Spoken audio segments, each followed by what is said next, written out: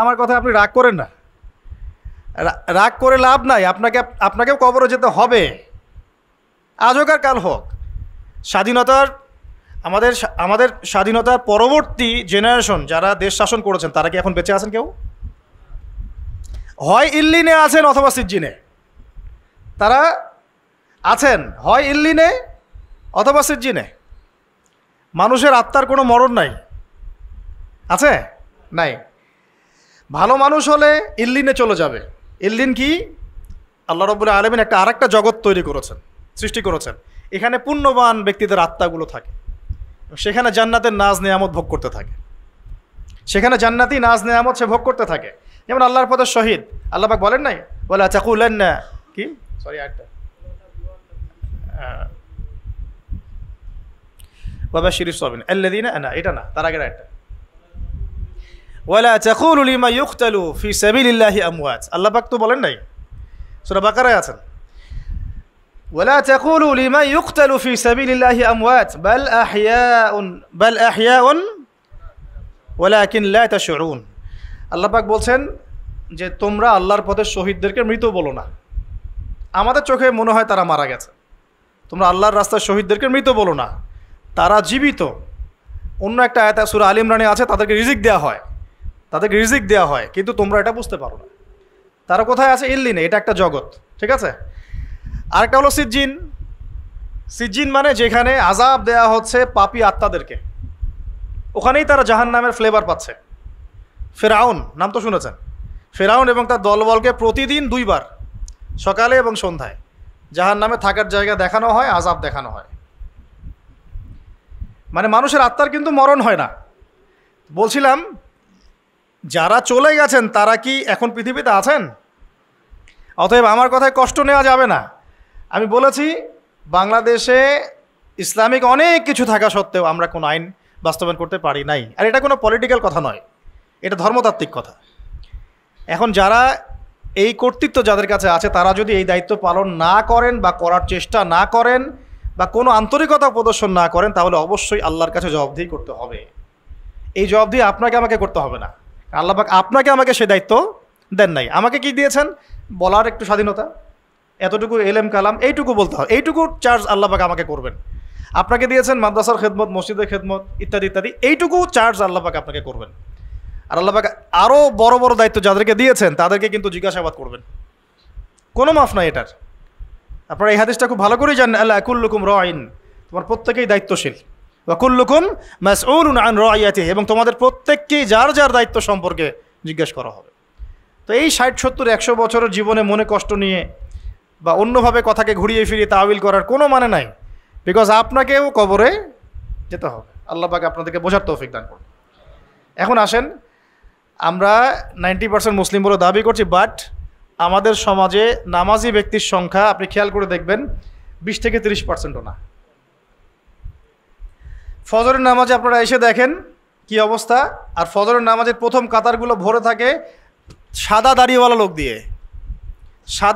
লোক দিয়ে ফজরের নামাজের প্রথম কাতার ভর্তি।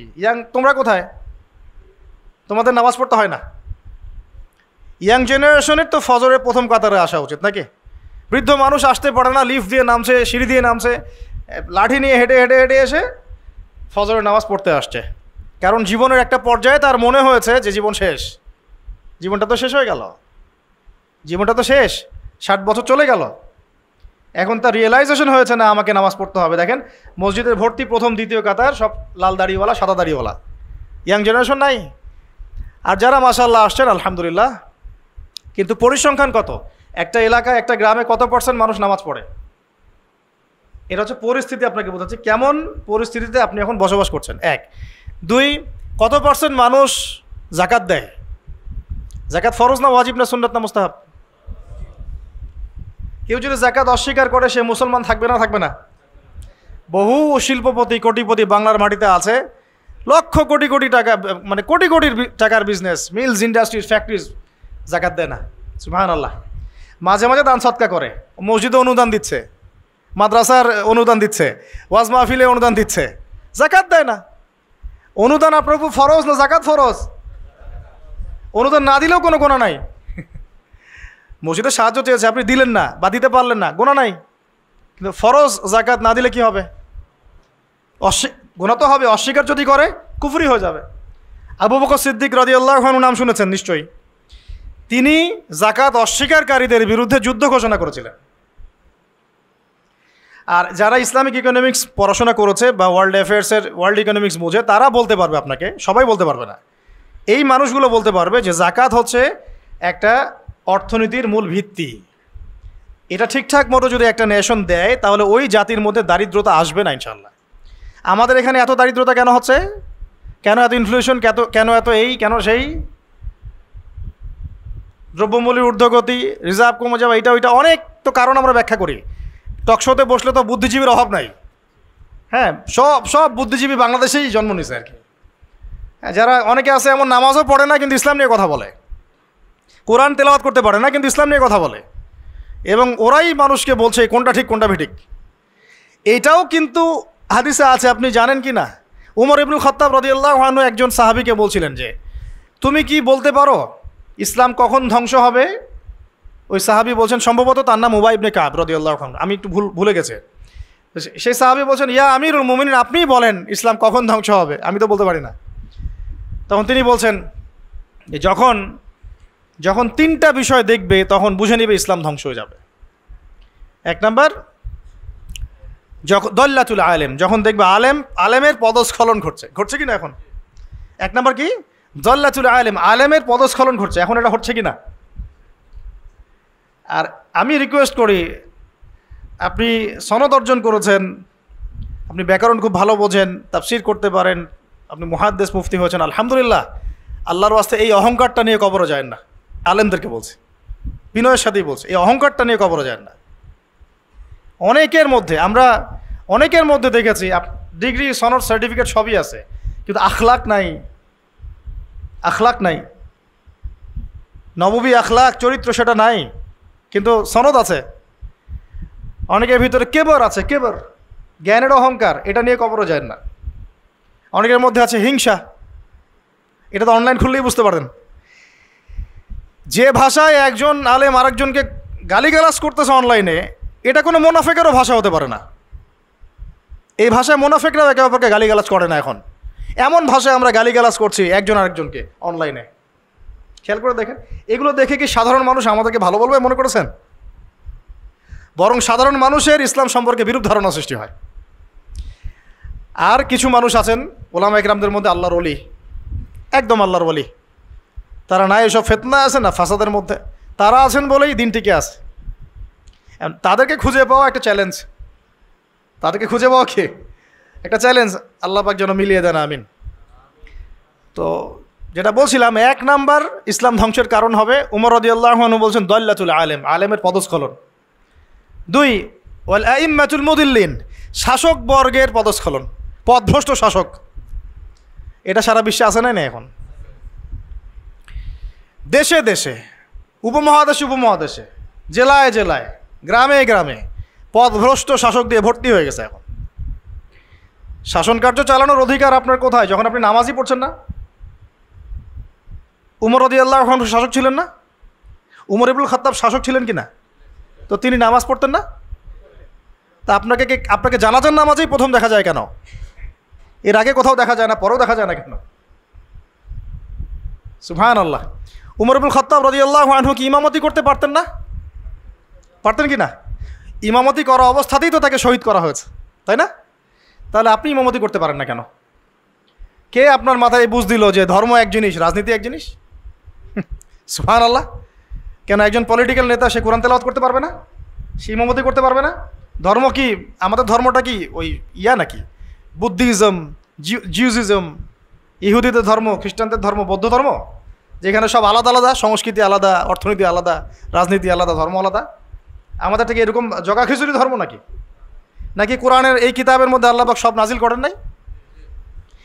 এই কিতাবটা হাতে নিয়ে একটু বলুক দেখি যে এই কিতাবের মধ্যে সব নাই।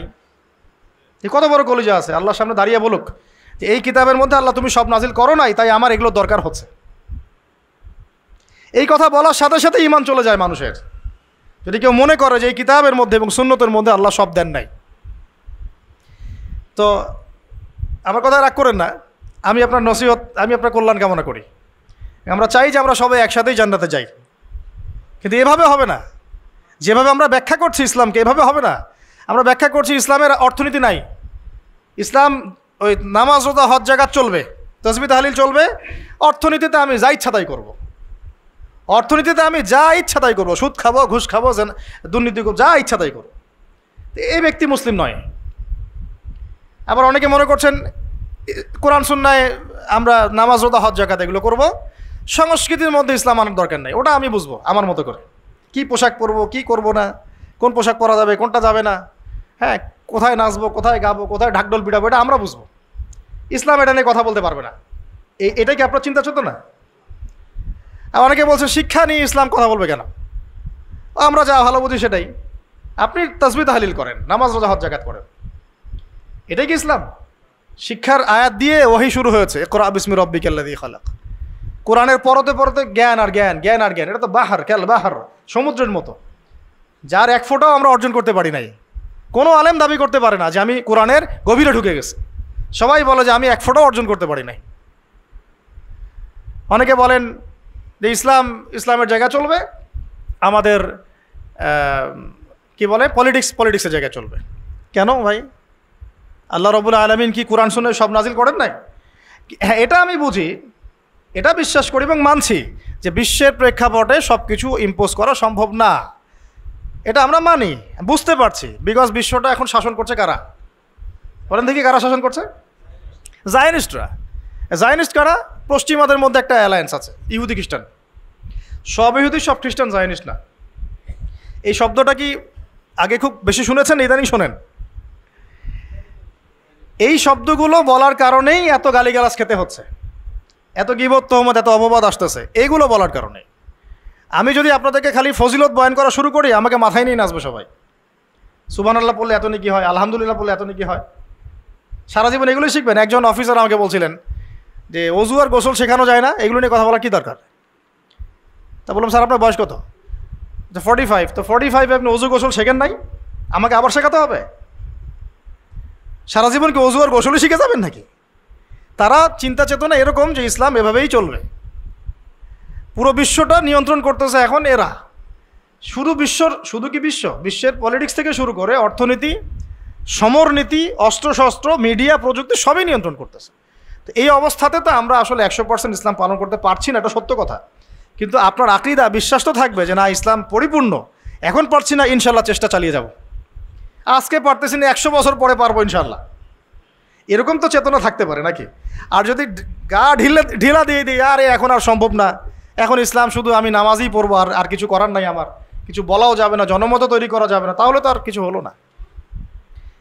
বিগত 100 বছরে আমাদের এই অবস্থা হয়েছে। এটাকে আমরা বলি, আমরা ওয়ার্ল্ড অ্যাফেয়ার্সের ভাষায় বলি যে মনস্তাত্ত্বিক পরাজয়। কি এটা? মনস্তাত্ত্বিক পরাজয়। আমরা হেরে গেছি, মনস্তাত্ত্বিকভাবে হেরে গেছি। তো ইনশাআল্লাহ আল্লাহ পাক আমরা যদি সফল নাও হই, আল্লাহ পাক ইনশাআল্লাহ এমন জেনারেশন নিয়ে আসবেন যারা সফল হবে। অ্যাটলিস্ট শুনে রাখা উচিত যে পরিস্থিতি কেমন এবং সমাধানের পথ কী। আমরা করতে না পারে আমাদের বাচ্চারা করবে, না হলে তাদের বাচ্চারা করবে। আপনারা একটা জিনিস দেখেন, আমি একটু আগে শাহরুখ খান, সালমান খানের কথা বলছি না, এখন আপনি কিছু মুভিজ দেখেন, এখন কিছু মুভিজ রিলিজ করা হচ্ছে, আমি দেখিনি, শুনেছি এবং কিছু কিছু ভাই আমাকে জানিয়েছে যে এখন এমন কিছু মুভিজ রিলিজ করা হচ্ছে যেগুলো দিয়ে বোঝানো হচ্ছে মুসলমানরা খারাপ, মুসলমানদের শাসনটা খারাপ ছিল পুরো বিশ্বে, স্পেশালি সাবকন্টিনেন্টে। তারা বোঝাতে চাচ্ছে, ওদের জেনারেশনকে তারা শিক্ষা দিতে চাচ্ছে, মুসলমানরা যারা সারা বিশ্ব শাসন করেছিল, মোগলরা, আফগানরা, হ্যাঁ টার্কিশরা ইত্যাদি ইত্যাদি, এরা ভালো ছিল না, এদের সময়ে মানুষ জুলুমের শিকার হয়েছে। এখন যেখানে মুসলমান পাবা ওদেরকে ডমিনেট করবা এবং তোমরা এদের বিরুদ্ধে তোমাদের আন্দোলন চালিয়ে যাবে, এটা কিন্তু ওরা শেখাচ্ছে মুভির মাধ্যমে। এখন এমন মুভিজ বের করতেছে ওরা দিন দিন, আপনারা জানেন এগুলো, হয়তো আপনারা ঘাটাঘাটি করলে আপনারা পাবেন চোখের সামনে, আমার কাছে তথ্য আসছে, আমি খালি বললাম। তো এগুলো সংস্কৃতি দিয়ে ব্রেন ওয়াশ করা হচ্ছে মানুষের, এবং ওদের মতাদর্শী যারা, ওদেরকে ইন্সপায়ার করা হচ্ছে যে মুসলমানদের এগেনস্টে তোমরা অবস্থান নাও, শক্ত হও। আর আমরা ওই যে টিকটক, ওই যে ফেসবুক, ওই ইউটিউব স্ক্রলিং, নামাজের নাম নাই, কোরআন তেলাওয়াত তো নাই, কোরআন পড়তেও জানে না, হাদিসের কিতাব কখনো খুলেও দেখে না, সপ্তাহে একদিন করে যে একজন আলেমের কাছে গিয়ে একটু বসবে, পরামর্শ করবে, হুজুর কী অবস্থা, আমি কীভাবে চলবো, এইটুকু ওর ফিকির নাই। মাথায় ঢুকিয়ে দেওয়া হয়েছে মেয়ে, নেশা, একটু পলিটিক্যাল পাওয়ার জন্য মারামারি করা, হকি স্টিক নিয়ে মারামারি করা, 2-4 টাকা মারতে পারলে পদ উন্নত হবে। হ্যাঁ, আমি ভাই সোজাসাপটা কথা বলার মানুষ, আপনার ভালো লাগলে লাগলো, না লাগলে কিছু করার নাই, এগুলোই হচ্ছে। কিন্তু আমি আপনার শুভাকাঙ্ক্ষী, আমি আপনাকে ঘৃণা করি না, আমি আপনাকে ভালোবাসি, মহব্বত করি বলেই কথাটা বলছি। আমরা যাকে মহব্বত করি তাকে শাসন করি। আমি আমার সন্তানকে খুব মহব্বত করি, কিন্তু ওকে আমি শাসন করি। কেন তুই এটা করতে গেলি? এটা ভালোবাসা থেকেই বলি। কেন আপনি হকি স্টিক নিয়ে মারামারি করতে গেলেন, হলে হলে মারামারি করতে গেলেন কেন? পলিটিক্যাল পাওয়ারের জন্যে? ওইটা অ্যাচিভ করলেই বা আপনি কী করতে পারবেন? এতে কি আল্লাহর কাছে আপনার মর্যাদা বাড়বে? বরং একটা মাজলুমকে যদি একটা আঘাত করেন, এই আঘাতের মূল্য কিয়ামতের মাঠে হলেও শোধ করতে হবে আপনাকে। আমরা তো এই অনলাইনের যুগে আমরা তো আসলে পাগল হয়ে গেছি, অনলাইনে অসুস্থ হয়ে গেছে। এই যে তোমরা ফেসবুক, ইউটিউবে স্ক্রল করো আর লাইক কমেন্ট করতে থাকো, বুঝে হোক আর না বুঝে হোক করতে থাকো। একটা কমেন্ট যদি তোমার জুলুম হয়ে যায়, মনে করো একজন আলেমের একটা পোস্টে তুমি একটা কমেন্ট করে দিলা, এটা যদি জুলুম হয় তাহলে এই জুলুমের ভাগিদার তো তোমাকে হতে হবে। মনে করো একজন শায়েক এসে বলল, আচ্ছা আমার নাম নিয়ে বলি যে আবু ধা আদনান এই এক্স এই করছে আর কি, হ্যাঁ, বাম হাতে কোরআন নিয়েছে, অনেক কথাই তো বলছে, বাম হাতে কোরআন নিয়েছে, জান্নাতের ঘ্রাণ পাইছে, ঠিক আছে, তারপরে আর কি খারেজি হয়ে গেছে, হ্যাঁ, তারপরে আর কি মনেও থাকে না, হ্যাঁ, ও কি আমি দাঁড়াই না ইত্যাদি। তো এখন মনে করো কন্টেন্ট বানায় ছাড়ে দিছে অনলাইনে, তুমি বুঝে হোক না বুঝে হোক লাইক করলা, শেয়ার করলা, কমেন্ট করলা, এবং আমার এগেনস্টেই করলা, আমার অপোজিশনেই করলা। এখন আমি যদি মাজলুম হয়ে থাকি, তুমি এখন কিভাবে পার পাবা? আমি যদি সঠিক হই আর তুমি যদি ভুল হয়ে থাকো, তাহলে কিয়ামতের মাঠে কীভাবে তুমি পার পাবা? একটা এক্সাম্পল দিলে বুঝবেন। একজন আলেম একদিন বলেছিল, স্টেজে উঠে বলছে, দেখলাম, জানি না কোথায় পড়াশোনা করে আসছে, আল্লাহ ভালো জানেন, বইপত্র পড়লে আখলাক অর্জন হয় না ভাই। খালি বইপত্র পড়লে আখলাক অর্জন হয় না, আখলাক অর্জন হয় আল্লাহওয়ালা মানুষের সোহবতে। হয়তো বা সোহবত পায় নাই, এই জন্য আখলাক নাই। স্টেজে উঠে বলছে যে এর আগে যে বক্তব্য দিয়ে গেল, সে অমুক জায়গায়, একটা জায়গার নাম বলল, সঙ্গত কারণে নামটা বলছি না, অমুক জায়গায় তার বন্ধুর মায়ের সাথে জেনা করেছে। আমার কথা বলল, বন্ধুর মায়ের সাথে জেনা করেছে, আমার ব্যাপারে বললো এই কথাটা। এখন এই কথাটা অনলাইনে এসে ছড়িয়ে দিল সবার সামনে। এখন যদি 1 লক্ষ মানুষ এটা দেখে থাকে, শুনে থাকে, তাহলে এই 1 লক্ষ মানুষের গুনাহ আর এই অপবাদ আর এই গীবতের ঋণ সে কিভাবে শোধ করতে পারবে? এটা কি সম্ভব? এই কথাটাকে ফিরে নেওয়া সম্ভব? আর এই হলো অনলাইন। একটা এক্সাম্পল দিয়ে বোঝালাম, আমার ক্ষেত্রেই বোঝালাম, আপনার যদি বুঝতে সুবিধা হয়। অতএব খুব সাবধান, এখানে বিচরণ লিমিটেড পরিসরে করবেন, যতটুকু কল্যাণ নিয়ে বের হয়ে চলে আসবেন। এর মধ্যে যদি বিচরণ করতে থাকেন আপনি ঘন্টার পর ঘন্টা, এবং বুঝে না বুঝে এই কাজগুলো করতে থাকেন, গীবতের, তোহমতের, অপবাদের এত এত গুনার পাহাড় ঘাড়ে আসবে যেটা আপনি আর শোধ করতে পারবেন না। একটা গুনাহ যদি মানুষের সাথে সম্পৃক্ত হয়, ওই ঋণ শোধ না করা পর্যন্ত জান্নাতি ব্যক্তি জান্নাতে ঢুকতে পারবে না। মনে করেন আমাদের ভাই আব্দুল্লাহর জান্নাতের ফয়সালা হয়ে গেছে, কথার কথা মনে করেন, কিন্তু ভাই কাউকে গালি দিয়েছিল, কাউকে অপবাদ দিয়েছিল, কারো কাছ থেকে টাকা পয়সা নিয়েছে, দেয়নি ফেরত, বা ইত্যাদি ইত্যাদি ইত্যাদি। মানুষের সাথে সম্পৃক্ত কোনো হক আছে, মানুষের সাথে সম্পৃক্ত কোনো হক আছে। জান্নাতে যাওয়ার আগেই একটা জায়গায় দাঁড় করিয়ে দেওয়া হবে, দাঁড়াও এখানে, ফয়সালা তো হয়ে গেছে, তাহলে এখন দাঁড়াও। কেন? ফেরেশতাদেরকে দিয়ে বলানো হবে যে অমুকের এই ঋণ বাকি আছে, অমুকের এই গালির ঋণ বাকি আছে, অমুককে তুমি এই বাজে কথা বলছিলে এটা বাকি আছে, অমুককে অপবাদ দিয়েছিল এটা বাকি আছে। সবাই এখন সামনে আসা শুরু করবে একে একে। বেচারার কিন্তু আমল অনেক ছিল, একদম উহুদ পাহাড়ের সমান নেকি নিয়ে এসে উঠছে। এবার ওখানে কি শোধ করার কোনো সুযোগ আছে? কোনো সুযোগ আছে? ব্যাস, এবার আল্লাহ পাক বলবেন এর আমল নামা থেকে নেকি দিয়ে দিয়ে এই ঋণগুলো শোধ করে দাও। ওই ব্যক্তির আমল নামা থেকে নেকি দেওয়া হবে, যাকে গালি দিয়েছে ওকে, যার গীবত করেছে ওকে, যাকে তহমত দিয়েছে ওকে, যাকে অপবাদ দিয়েছে সবাইকে নেকি দেওয়া হবে। দিতে দিতে দিতে নেকি শেষ যদি হয়ে যায়, তখন না, নেকি শেষ হয়ে গেলে ওদের গোনা আবার এর ঘাড়ে চাপানো হবে। আল্লাহ রাব্বুল আলামিনের বিচারে একদম সূক্ষ্ম। আল্লাহ পাক কিন্তু গফুর রহিম, একই সাথে শাদীদুল ইকাব। আল্লাহ পাক পরম করুণাময়, অসীম দয়ালু, আবার কঠিন শাস্তিদাতাও বটে। আল্লাহ পাক কারোর প্রতি জুলুম করেন না, এক জাররা পরিমাণ জুলুম হবে না। অন্য হাদিসে আসছে একটা শিংওয়ালা ছাগল দুনিয়াতে একটা শিং ছাড়া ছাগলকে গুতা দিয়েছিল। আমার শিং আছে, ওই যে পাওয়ার আছে আমার, দিলাম তোকে গুতা। এটাই তো কাজ দুনিয়ার, যার কাছে পাওয়ার আছে, আমার কাছে পাওয়ার আছে, নে তোকে গুতা দিলাম। ওই ছাগলও ওই কাজ করছে। আল্লাহ পাক কিয়ামতের মাঠে ওই শিংহীন ছাগলকে শিং দিয়ে বলবেন, এবার একে গুতা দিয়ে পরিশোধ করো। হিসাব এতটুকুই, এরপরে ওরা মাটি হয়ে যাবে, জান্নাতও নাই জাহান্নামও নাই, ওরা তো বেঁচে গেল, ও তো বেঁচে গেল নাকি, গুতা খেয়ে বেঁচে গেল। এবার এই ব্যক্তি সমস্ত আমল নামার গুণাগুলো এবারে ঘাটে চাপানো হবে। তখন দেখা যাবে যে শুরুতে অনেক নেকি নিয়ে উঠেছিল, কিন্তু পরে এই ব্যক্তি জাহান্নামে চলে গেল, ওরা জান্নাতে চলে গেল। আমরা কি এটা চাই? ভাই আল্লাহর সাথে যত পাপী থাকে থাক, এটা একটা সেজদায় মাফ হতে পারে ইনশাআল্লাহ। আল্লাহ পাকের সাথে অনেক পাপ আছে আমাদের, মনে করে নামাজ পড়ি নাই, রোজা রাখি নাই, জাকাত দেই নাই, ইত্যাদি ইত্যাদি অনেক পাপ, আল্লাহর হক অনেক নষ্ট করেছে। একটা সেজদা যদি কবুল হয়ে যায়, একটা ইস্তেগফার যদি কবুল হয়ে যায়, ইনশাআল্লাহ সব গুনাহ মাফ হয়ে যাবে।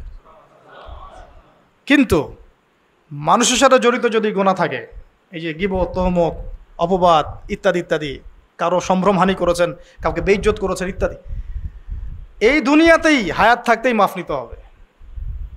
পরকালে এগুলো শুধরানোর কোনো সুযোগ নাই। আর এই অনলাইনের যুগে এটা এত বেশি বেড়ে গেছে যে আমরা এটাকে মুরগির মতো মনে করি। ইচ্ছা হইলে বলে দিলাম, ইচ্ছা হলে কমেন্ট করে দিলাম, যা ইচ্ছা তাই বলে দিলাম। আল্লাহ পাক আমাদেরকে বোঝার তৌফিক দান করে নেন। অবস্থা হচ্ছে ভাই এই যে আমরা সত্যি মুসলিম প্রধান, কিন্তু আমাদের মধ্যে নামাজ, জাকাত, সওম, তারপরে আপনার আমর বিল মারুফ নাহি আনিল মুনকার, হ্যাঁ, ইসলামিক দাওয়াত, জামা, ঐক্য, ইমারা, এগুলোর ত্রুটি আছে, ঘাটতি আছে।